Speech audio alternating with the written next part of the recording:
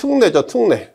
그래서 법령에서 일단 대통령령, 그러니까 시행령이나 또는 화재 안전 기준에서 강화된 기준, 그 강화된 기준에 따른 소방시설에 따른 적용 기준, 이렇게 되는 거죠. 요번에 나왔던 것은 그 중에서 의료시설이 하나 나왔죠. 의료시설 하나. 그래서 이제 기준은 두 가지로 정의할 수가 있죠. 강화된 기준에 따른 소방시설, 즉 강화된 기준을 적용할 시설 기준이 하나 있는 거고요.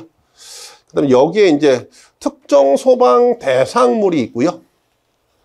이렇게 이야기하는 법률상에 있는 거고, 그 다음에 시행령에 있는 강화된 소방시설 기준에 따른 적용 대상이라고 있죠. 그 중에서 이제 요번에 나온 것은 의료시설, 그 의료시설에 따른 강화된 소방시설의 종류. 그러니까 소방시설과 특정 소방 대상물, 그 두 가지가 결합된 형태, 이렇게 나눠져 있죠. 그러니까 법은 소방시설의 종류와 법은 특정 소방시설 대상물의 종류와 또 시행령에서는 소방시설 플러스, 즉 특정 소방 대상물 플러스 소방시설인데 그중에 의료시설이 하나 나왔다. 뭐 이렇게 보시면 될 것 같습니다.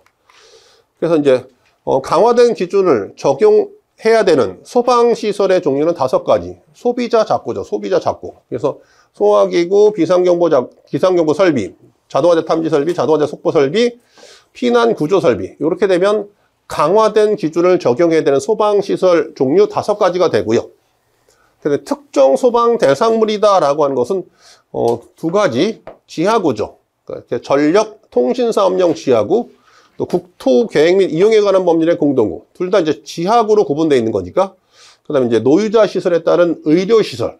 그래서 구분점은 강화된 기준에 따른 소방 시설의 종류 법령에서 5가지, 특정 소방 대상물의 경우 4가지. 다만 시행령으로 오면 그 시설 기준이라고 해서 실제 특정 소방 대상물과 그리고 나서 소방시설이 포함되어 있죠. 요번에 기출은 뭐죠?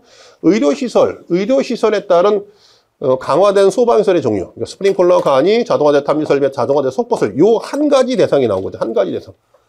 그래서 이제 전력 통신사업용 지하구와 국토의 계획 및 이용에 관한 법률에서 실제 둘은 구분되어 있긴 하지만 그 종류는 소화기, 자동소화장치, 자동화재 탐지 설비, 통합감시설, 유도등 연소방지 설비가 어떻다? 2가지가 같은 거죠. 다만 같은 건데 특정 소방 대상물에서 지하구를 전력 통신사업용 지하구와 국토의 계획 및 이용에 관한 법률에 따른 공동구로 둘을 나눠놨을 뿐이다. 이렇게 보시면 될 것 같고요. 또 노유자 시설의 경우 실제 이제 간이 또는 이제 자동화재 탐지 설비에 따른 단독 경보용 감지기 요 3가지. 그래서 뭐 이렇게 이제 구분해서 보고 있었다라고 보시면 될 것 같습니다. 그러니까 같은 조건이면 그럼에도 불구하고 나오지 않은 것이 또 강조되는 거니까 다시 소방시설의 종류와 특정 소방 대상물은 기본적으로 정리를 해주신 게 맞을 것 같고요.